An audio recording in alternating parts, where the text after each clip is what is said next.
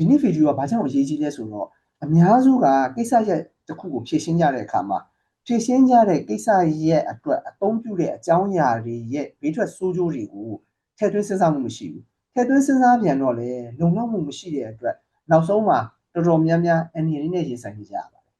ကျွန်တော်အမြဲပြောခဲ့သလိုပါပဲကျွန်တော်ရဲ့အကြံပေးချက်တွေကိုအသုံးမပြုခင်မှာဆရာဝန်နဲ့အရင်ဆုံးတိုင်ပင်ဆွေးနွေးပါဆိုတော့အဲ့ဒါဘာလဲဆိုတော့စီးကြိုပါဟုတ်ပါတယ်စီးကြိုကနေထိုင်စားတောက်မှုကနေစပြီးတော့ခန္ဓာကိုယ်ထဲမှာကြားဓာတ်များတယ်နောက်အင်ဆူလင်များလာတာကနေစပြီးတော့ဖြစ်ရတာပါ goat rule လို့ခေါ်ပါတယ်နောက်နာမည်တစ်မျိုးက lilac လို့လည်းခေါ်ပါတယ်အဲ့ဒီအပင်ရရှိတဲ့ guanidine ဆိုတဲ့ compound တစ်ခုကနေထုတ်လုပ်ထားတဲ့ metformin ဆေးကိုအသုံးပြုပြီးတော့စီးကြိုအတွက် PCOS လို့ခေါ်တဲ့ polycystic ovarian syndrome တားဥအိမ်မှာရေးတည်တဲ့ကိစ္စတွေအတွက်အဲ့ဒီဆေးကိုအသုံးပြုကြပါတယ် metformin က cell စီမျက်နှာပြင်မှာဖြစ်ပေါ်နေတဲ့ insulin resistant အတွက်ဖြစ်ပြီးတော့ cell စီမှာရှိတဲ့ insulin ကိုလက်ခံပေးတဲ့ insulin receptor ဆေးတွေ insulin ကိုပြန်ပြီးတော့လက်ခံလာနိုင်အောင်အကူအညီပေးပါဆိုတော့ metformin ကြောင့် cell စီမှာ insulin နဲ့ cell စီက insulin နဲ့အလုပ်လုပ်နိုင်ပြီဆိုတော့အဲ့ဒါလေးကောင်းပါတယ်ဆေးပညာရှင်တော်တော်များများကလည်းဘေးထွက်ဆိုးကျိုးမရှိသလောက်ဆိုပြီးတော့လက်ခံထားကြပါတယ်ဒါပေမဲ့ဆေးကုသရာမှာအသုံးပြုတဲ့ဓာတ်ခွဲခန်းတွေကနေပြီးတော့ဓာတုပစ္စည်းတွေနဲ့ထုတ်လုပ်ထားတဲ့ဆေးတွေမှာဘေးထွက်ဆိုးကျိုးတွေရှိပါတယ် metformin လိုမျိုးဆေးမျိုးတွေလည်းအသုံးပြုကြပါတယ်ဒါပေမဲ့သတိထားမိမယ်ဆိုရင်အဲ့ဒီမှာဘာကြောင့် black box warning ဆိုတဲ့သတိပေးချက်ပါရှိနေရတာလဲအဲ့ဒီသတိပေးချက်ပါရှိနေရတယ်ဆိုတာကအထူးသတိပြုရမယ်ဘေးထွက်ဆိုးကျိုးတွေဖြစ်စေနိုင်တဲ့အကြောင်းအရာတွေရှိနေလို့ပါအဲ့ဒါက small factor lactic acidosis risk လို့ခေါ်ပါတယ်ဆိုလိုတာက lactic acidosis အန္တရာယ်ကိုဖြစ်နိုင်ခြေတော့ရှိတယ်အဲ့ဒီကနေစပြီးရရှိမဲ့ကျိုးဆက်တွေကြောင့်အသက်ဆုံးရှုံးသွားတဲ့အထိဖြစ်နိုင်ပါတယ်ဒါပေမဲ့ဖြစ်နိုင်ခြေတော့နည်းတယ်ပေါ့ဆိုတော့ lactic acidosis ဆိုတာပါလေခန္ဓာကိုယ်ထဲမှာအောက်ဆီဂျင်နည်းလာမယ်အောက်ဆီဂျင်နည်းလာတဲ့အတွက် cell တွေမှာအောက်ဆီဂျင်မရရှိတော့ဘူးသွေးထဲက pH မြင့်တက်လာမယ်အဲ့ဒါကြောင့်နှုံးလာမယ်ခန္ဓာကိုယ်ထဲမှာဓာတ်စားဆုံးရှုံးလာမယ်ဓာတ်စားဆုံးရှုံးလာတဲ့အတွက်နှလုံးခုန်မြန်လာမယ်နှလုံးအလုတ်လုတ်မှုညော်နေလာမယ်နှလုံးအလုတ်မလုတ်နိုင်တော့ဘူးဝမ်းပိုက်နဲ့ရင်ကောင်းတစ်ဝိုက်အောက်လာမယ်အဲ့ဒီအကျိုးဆက်တွေကြောင့်နောက်ဆုံးအသက်ဆုံးရှုံးသွားနိုင်ပါတယ်ဒီဗီဒီယိုမှာစီးကျိုဝေဒနာရှင်တွေအဓိကစီးကျိုဝေဒနာရှင်တွေသိကိုသိထားတဲ့မှန်ကန်တဲ့အကြောင်းအရာပြည့်စုံကိုကျွန်တော်ပြပြပေးသွားပါမယ်ကိုယ်တိုင်ကလည်းစီးကျိုဝေဒနာဖြစ်နေမယ်မိတ်ဆွေတွေထဲမှာလည်းစီးကျိုဝေဒနာရှင်တွေရှိနေမယ်သူတို့တွေကလည်း metformin ကိုအသုံးပြုနေရတယ်ဆိုရင်ဒါကိုတော့သိကိုသိထားတင်ပါတယ်အဲ့ဒါကအလွန်ပြင်းထန်တဲ့ lactic acidosis ကို24နာရီအတွင်းမှာ timing လို့ခေါ်တဲ့ vitamin B1 နဲ့ပြန်လည်ကောင်းမွန်လာစေပါတယ် timing vitamin B1 ကိုသူတင်နာဆောင်ရွက်ထားချက်တွေကိုလည်းလေ့လာခြင်းတဲ့လူတွေလေ့လာလို့ရအောင်ကျွန်တော် description မှာ share လုပ်ပေးထားပါတယ်အနည်းအလွန်ကြီးမားလာတဲ့ကိစ္စကို vitamin B1 နဲ့အလွယ်ကူဆုံးဖြည့်ရှင်းနိုင်ပါတယ်ကျွန်တော်ပြောရပါတယ်ပြောပြမဲ့သူ80%လောက်တောင်မရှိပါဘူးဆိုလိုတာ metformin တောက်ဖို့များများလိုအပ်ရင်များတောက်နေရရင်ခန္ဓာကိုယ်ထဲမှာ vitamin B1 နည်းသွားပါတယ် vitamin B1 ကိုစိုးစိုးဝါးဝါချွတ်တဲ့စီတဲ့အတွက် lactic acidosis ဖြစ်နိုင်ခြေပို့ပြီးတော့များလာပါတယ်အဲ့ဒါကြောင့်မလို့ metformin တောက်ရပြီဆိုရင် vitamin B1 တောက်ပေးတင်ပါတယ်တကယ်လို့သာ healthy keto diet နဲ့ intermittent fasting စားတောက်နေထိုင်နေမယ်ဆိုရင်ဒီလိုကိစ္စမျိုးတွေကြုံတွေ့စရာအကြောင်းမရှိပါဘူးနောက်တစ်ခုသတိထားရမှာတကယ်လို့ကြောက်ကမကောင်းဘူးနှလုံးသွေးကြောနဲ့ဆိုင်တဲ့ပြဿနာရှိတယ်အသေးမကောင်းဘူးဆိုရင် metformin ကိုမတောက်သင့်ပါဘူး lactic acidosis ဖြစ်နိုင်ခြေပို့ပြီးတော့နှီးစပ်ပါတယ် metformin တောက်နေရပြီဆိုရင်စီးကျိုဖြစ်နေလို့ပေါ့စီးကျိုဖြစ်နေပြီဆိုရင်အသေးနှလုံးနဲ့ကြောက်ကမှာပြဿနာရှိနေနိုင်ပါဘူးဆိုတော့ metformin ကခန္ဓာကိုယ်ရဲ့ insulin ကိုမများစေတဲ့အတွက် keto diet နဲ့ intermittent fasting ကိုလည်းထိခိုက်ခြင်းမရှိပါဘူး metformin တောက်သုံးနေတဲ့ကာလတောက်လျှောက်မှာ healthy keto diet နဲ့ intermittent fasting စားတောက်နေထိုင်ပြီးတော့ vitamin B1 ကိုတောက်သုံးပေးသွားမယ်ဆိုရင် lactic acidosis ဖြစ်နိုင်ခြေအင်မတန်ကိုနည်းပါတယ်ကျွန်တော်ခုနကပြောပြခဲ့သလိုပါပဲစီးကျိုဝေဒနာရှင်တွေအတွက်မှန်ကန်တဲ့ဗဟုသုတရရှိအောင်သိကိုသိထားတဲ့ vitamin B1 အကြောင်းကိုကျွန်တော်ဆက်ပြီးပြပေးသွားပါမယ် benfotiamine ကိုကြားဘူးတဲ့လူတွေရှိလို့မကြားဘူးတဲ့လူတွေလည်းအများကြီးရှိနေပါတယ်ဘာအတွက်ကောင်းလို့ဘာအတွက်လိုအပ်တာလဲ benfotiamine ဆိုတာရောဘာလဲအစီအမပြောင်းဝင်စေနိုင်တဲ့ vitamin B1 benfotiamine ရဲ့ကောင်းတဲ့အချက်တွေအများကြီးတွေကအဓိကသူဆောင်ရွက်ပေးတာကကျွန်တော်တို့ရဲ့ cells membranes အပေါ်ယံအလွှာ အစီတွေနဲ့ဖွဲ့စည်းထားပါတယ် benfotiamine ကအဲ့ဒီအစီတွေကို360ရာခိုင်နှုန်းဖောက်ထွင်းဝင်ရောက်နိုင်ပါတယ်။အုံနောက်နဲ့ဆိုင်တဲ့ပြဿနာတွေအာယုံကြောနဲ့ဆိုင်တဲ့ပြဿနာခြေလက်ထုံချင်းခြင်းပြဿနာ peripheral neuropathy လို့ခေါ်တဲ့အာယုံကြောနဲ့ဆိုင်တဲ့ပြဿနာတွေအတွက်အဓိကအထိရောက်ဆုံးပါ။အရေးကြီးဆုံးကိစ္စကိုဆောင်ရွက်ပေးတာက AGE လို့ခေါ်တဲ့ Advanced Glycation End Products ပါ။ဆိုတော့ AGE ဆိုတာပါလေ protein တွေကိုတကြားဒါမှမဟုတ်ရင်တကြားနဲ့အစီတွဲကပ်နေပြီးအဲ့ဒီ protein တွေကိုခန္ဓာကိုယ်ကအသုံးပြုလို့မရတော့တဲ့အခြေအနေကိုပြောတာခုဒီ video မှာလေ့လာနေတဲ့သူတွေမှာလည်း A1C နဲ့ပတ်သက်ပြီးတော့သိထားတဲ့ကြားဘူးနာဝရှိတဲ့လူတွေအများကြီးပါနိုင်ပါတယ် A1C လို့ခေါ်တဲ့သွေးစစ်ဆေးခြင်းကစီးချိုဝေဒနာရှင်တွေသွေးထဲမှာတကြားတက်များနေတဲ့အတွက်အဓိကထားပြီးတော့စစ်ဆေးရတဲ့သွေးစစ်ဆေးမှုတစ်ခုဆိုတော့ A1C ဆိုတာပါလေ A1C ဆိုတာကglycation လို့ခေါ်တဲ့ protein တွေဘယ်လောက်ပမာဏပျက်စီးနေပြီလဲ။သွေးထဲက protein ကသွေးနီ hemoglobin ပါ hemoglobin ဆိုတဲ့ protein ဘယ်လောက်ပျက်စီးနေလဲဘယ်လောက်သုံးမရဖြစ်နေပြီလဲဆိုတာကိုပြောတာပါ။ဘာကြောင့်လဲတကြားဒါမှမဟုတ်ရင်အစီတွေကပေါင်းသွားတဲ့အတွက်ကြောင့်ပါ။ဆိုတော့သွေးနီဦးလို့ခေါ်တဲ့ hemoglobin တွေပျက်စီးမှုများလာရင်ဘာဖြစ်လာမလဲ။စပြီးတော့ပြဿနာတွေအများကြီးဖြစ်လာပါမယ်။အောက်ဆီဂျင်တွေသိမ်းနိုင်မှုကျဆင်းသွားတယ်။အဲ့ဒီကနေစပြီးတော့ကျွန်တော်ခန္ဓာကိုယ်ထဲမှာစွမ်းအင်ထုတ်ပေးတဲ့ mitochondria တွေထိခိုက်ပျက်စီးလာတဲ့ cell တွေမှာစီးကပ်လာပါအားကိုးရဆုံး antioxidant ဖြစ်တဲ့ benfotiamine ဆိုတဲ့အာဟာရကအဲ့ဒီပျက်စီးမှုတွေကိုတာဝန်ယူပြီးတော့တားဆီးပေးနိုင်ပါတယ်အာယုံကြောတွေရဲ့အပေါ်ယံပျက်စီးမှုတွေကိုကာကွယ်ပေးနိုင်တယ်ဆိုတော့အာယုံကြောတွေကောင်းကောင်းအလုပ်လုပ်နိုင်ပါတယ်ခုနပြောတဲ့ခန္ဓာကိုယ်ထဲမှာစွမ်းအင်ထုတ်လုပ်ပေးတဲ့စက်ရုံ mitochondria တွေကလည်းအာဟာရကနေစွမ်းအင်ထုတ်လုပ်ပေးနိုင်မှုအတွက်ဝင်ရောက်ပြီးတော့ကူညီပေးနိုင်ပါတယ်ကျွန်တော်တို့ရဲ့ enzyme တွေက vitamin B1 ကိုအားကိုးပြီးမှအလုပ်လုပ်နိုင်တာအကယ်၍ဒါကျွန်တော်တို့ cell တွေမှာ vitamin B1 မရရှိတော့ဘူးချို့တဲ့သွားပြီဆိုရင်ပြဿနာတွေအများကြီးစပြီးဖြစ်လာနိုင်တယ်အဓိကနံပါတ်1 C2 ဘာကြောင့်လဲဆိုတော့သွေးထဲမှာတခြားတက်များလာတာနဲ့ B1 လိုအပ်ချက်များလာပါတယ် C2 ဆိုတာက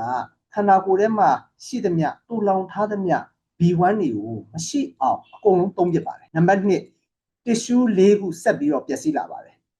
အုံနောက်နဲ့အာယုံကြောမှာရှိတဲ့ tissue သွေးကြောတွေမျက်လုံးကြောက်ကပ်ဆိုတော့အဲ့ဒီ tissue ၄ခုကို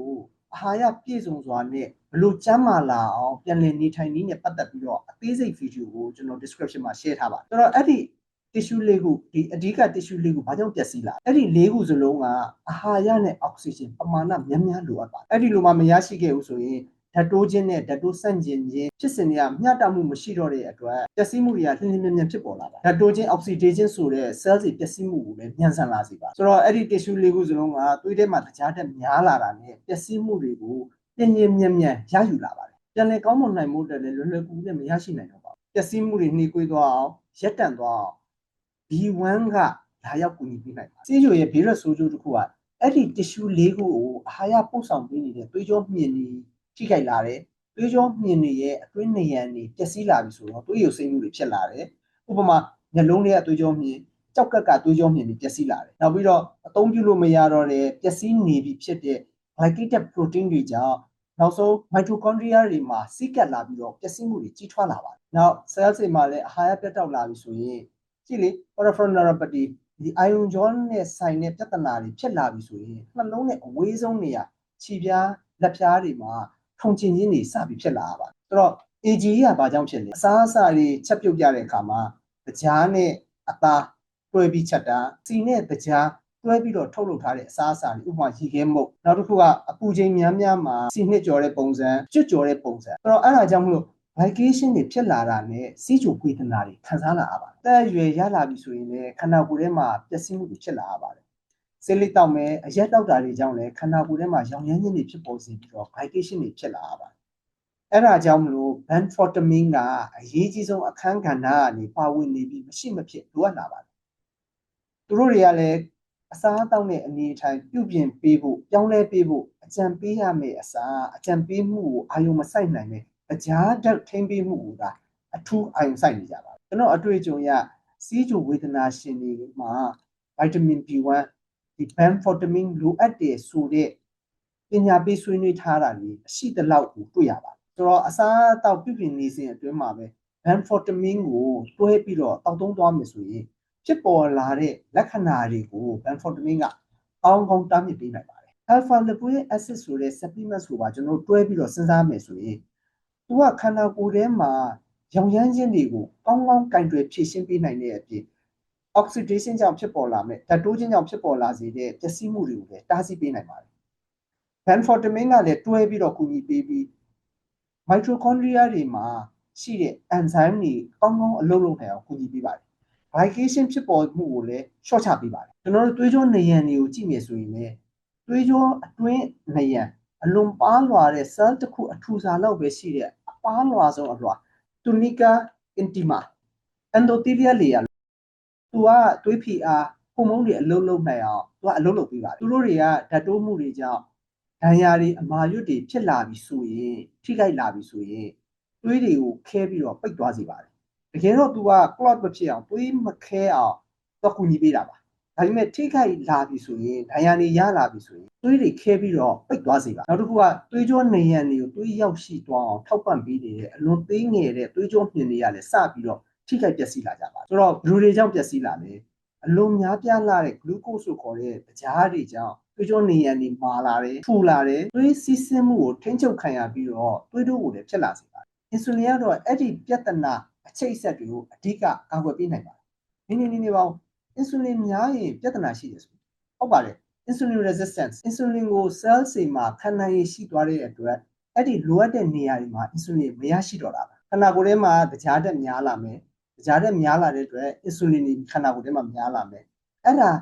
အချိန်ကြာမြင့်လာပြီဆိုရင် cell တွေမှာ insulin ကိုလက်မခံနိုင်တော့တဲ့အတွက်ခန္ဓာကိုယ်ထဲမှာလည်း insulin များနေပြီမဲ့လည်း resistance ဆိုခေါ်တဲ့ insulin ခံနိုင်ရည်တားမြစ်မှုကြောင့် insulin resistant ဖြစ်လာရတာပါဆိုတော့ insulin resistant ရောကြသွားအောင်ပြုလုပ်ခြင်းကအဲ့ဒီနေရာတွေမှာလိုအပ်တဲ့ insulin ကိုပြန်လည်ရရှိလာစေအဲ့ဒါကြောင့်မလို့ insulin များစေမယ့်အစားအစာတွေကိုစားသုံးပြီးဖြည့်ရှင်းနေခြင်းကဒီလန်လွဲမှားနေပါတယ်သွေးကြောမြင်နေသွေးကြောတွေထိခိုက်ပျက်စီးလာမယ်ကြောက်ကပ်ပျက်စီးလာမယ်ကြောက်ကပ်မှာရှိတဲ့သွေးတန့်စင်တဲ့ပိုင်းမှာ filter တွေပျက်စီးလာမယ်ဖြည်းဖြည်းနဲ့အဲ့သွေးတန့်စင်တဲ့အပိုင်းက filter တွေကျဲလာပြီဆိုရင် protein ကြားတွေယူစိမ့်လာမယ်အုံနောက်ကအာရုံကြောနဲ့ဆက်တွေ့ထားတဲ့မျက်လုံးရဲ့အမြင်လွှာ retina ကိုလည်းကြားရဲ့ဓာတ်တိုးမှုတွေကြောင့်ပျက်စီးလာစေပါတယ်အဲ့ဒါကြောင့်မလို့စီးကျိုဝေဒနာရှင်တော်တော်များများမျက်လုံးထိခိုက်ကြတာများပါတယ်ဒါဆိုရင် benfotiamine ကအဲ့ဒီပျက်စီးနေတဲ့နေရာတွေကိုလာရောက်ပြီးတော့ပျက်စီးမှုအရှိန်ကိုလျှော့ချပေးနိုင်ပြီးခြေနေပေါ်မူတည်ပြီးတော့ပြန်လည်ကောင်းမွန်လာစေပါတယ်အာရုံကြောတွေပျက်စီးလာပြီဆိုရင် Alzheimer ဆိုခေါ်တဲ့ type 3 diabetes တမက autonomic nervous system ဒီပင်မအာရုံကြောအဖွဲ့အစည်းတစ်ခုလုံးမှာပျက်စီးလာစေပါတယ်အဲ့ဒါကို diabetic autonomic neuropathy လို့ခေါ်ပါတယ်အရေးကြီးဆုံးကစီးကျိုဝေဒနာရှင်တွေအတွက် benfotiamine ကစီးကျိုကြောင့်ဖြစ်လာစေတဲ့နောက်ဆက်တွဲပျက်စီးမှုတွေကိုမဖြစ်လာအောင်ကာကွယ်ပေးနိုင်ပြီး mitochondria တွေကောင်းကောင်းအလုပ်လုပ်နိုင်အောင်စွမ်းရင် mitochondria တွေအရေးအတွက်တိုးလာအောင်နဲ့ခန္ဓာကိုယ်မှာလိုအပ်တဲ့ ATP လို့ခေါ်တဲ့စွမ်းအင်ရရှိအောင်အများကြီးကူညီပေးနိုင်ပါတယ်အဲ့ဒီလို benfotiamine ကိုအသုံးပြုရင်းနဲ့အစားအသောက်နဲ့အနေထိုင်ပြုပြင်ပြီးနေထိုင်လာမယ်ဆိုရင် healthy keto diet နဲ့10ပတ်ကနေ7ပတ်အတွင်းမှာစီးကျူဝေဒနာတက်တာပျောက်ကင်းသွားတယ်ဆိုတဲ့သုတေသနဆောင်ရွက်ထားတဲ့တွေ့ရှိချက်တွေရှိနေပြီးသားပါဒီထိရောက်ရှိလာအောင်လေ့လာနေကြပြီဆိုတော့တကယ်လို့များစိတ်ပြန့်လွင့်ခဲ့ရင်အာရုံပြန်စိုက်ပြီးကြပါဘာကြောင့်လဲဆိုတော့ဒီနေရာကပိုပြီးအရေးကြီးတဲ့အပိုင်းရောက်နေပါစီးကျူဝေဒနာရှင်တွေအတွက် benfotiamine ကိုပမာဏဘလောက်တောက်သုံးသင့်ပါလဲဘူးပေါ်မှာဘလို့ပဲရေးထားပမာဏဘလောက်ပဲဖြစ်စေတစ်နေ့ကို၄လုံးတောက်ဖို့လိုအပ်ပါတယ်တစ်ချိန်ထဲမှာ၄လုံးမဟုတ်ပြီမဲ့၄လုံးကိုတစ်နေ့တာတောက်ပေးသင့်ပါတယ်ဟုတ်ပါတယ်ကျွန်တော်နားလေပါတယ်ညားနေလားပေါ့ကျွန်တော်ရှင်းပြပါမယ်လူတစ်ယောက်အတွက် vitamin B1 ဒီ B1 ကိုတစ်နေ့တာ 1.2 mg လိုအပ်တယ်လို့ RDA ကပြောပါတယ်နောက်နေတယ်လို့ပါပဲကျွန်တော်ရှင်းပြပါမယ်သမင်းတစ်ပကံသမင်းဖြူကြီးပဲသမင်းတစ်ပကံဆိုရင်အဲ့ထဲမှာ carbohydrate 60 gram ပါပါတယ်အဲ့ဒီ carbohydrate 60 gram ကို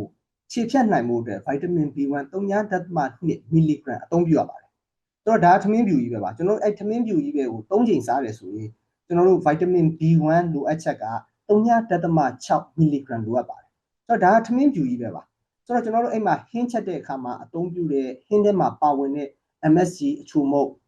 ကြားတွေ starch လို့ခေါ်တဲ့ကော်မှုန့်တွေပါဝင်တဲ့ဟင်းတွေနဲ့စားမယ်ဆိုရင်နောက်ပြီးတော့သမင်းစားခြင်းတစ်ချိန်နဲ့တစ်ချိန်ကြားမှာအစာပြေ snacks carbohydrate တွေစားသုံးတယ်အချိုရည်တွေတောက်တယ်အိတ်ခမ်းနီးမှာတစ်ချိန်စားရတယ်ဆိုတော့အဲ့ဒါတွေအားလုံးတစ်နေ့တာအတွက်စားသုံးလိုက်တဲ့ carbohydrate တွေကိုခန္ဓာကိုယ်ကခြေပြတ်ပေးဖို့အတွက် vitamin B1 လိုအပ်ချက်က1 mg နီးပါးလောက်လိုအပ်ပါဆိုတော့အဲ့ဒါအစားအသောက်ပေါ်မှာကျွန်တော်တို့စားသုံးတဲ့အတွက်ဒီဖြစ်ပေါ်လာတဲ့ခန္ဓာကိုယ်ထဲမှာရောက်ရှိလာတဲ့ ဖြစ်လာတဲ့တရားတွေကိုခြေဖြတ်ရမယ်ဗိုက်တာမင် B1 ပမာဏတော့ခန္ဓာကိုယ်ထဲမှာကျန်တဲ့ခန္ဓာကိုယ်လှုပ်ရှားနိုင်မှုအတွက်တွာလာနိုင်မှုအတွက်အလုပ်လုပ်နိုင်မှုအတွက်မိုက်တိုကွန်ဒရီးယားတွေက ATP လို့ခေါ်တဲ့စွမ်းအင်ကိုထုတ်ပေးရပါတယ်အဲ့လိုထုတ်လုပ်နိုင်မှုအတွက်ဗိုက်တာမင် B1 ကို50မီလီဂရမ်တစ်နေ့တာအသုံးပြုရပါတယ်ဟုတ်ပြီတကယ်လို့စီချိုဖြစ်နေပြီ metabolic syndrome ကိုအနာရောဂါတွေဖြစ်နေပြီ mitochondria fatigue လို့ခေါ်တဲ့ energy ထုတ်လုပ်မှုအတွက်မထုတ်လုပ်နိုင်တော့တဲ့အတွက်ခန္ဓာကိုယ်မောပတ်နေပြီစတဲ့ယောဂါတွေအတွက်ဆိုရင် metformin လိုအပ်ချက်က400ကနေ800ကျော်လောက်ထိလိုအပ်ပါတယ်ဆိုတော့ဒီဗီဒီယိုအတွက်အချိန်အနည်းငယ်ပို့ပေးလိုက်ရပြီမဲ့လေတကယ်ကိုအရေးကြီးပြီးတော့တိကိုတိထားတဲ့ဘ ഹു တုတတွေရရှိသွားပြီလို့ညွှန်လင့်ပါတယ် See you later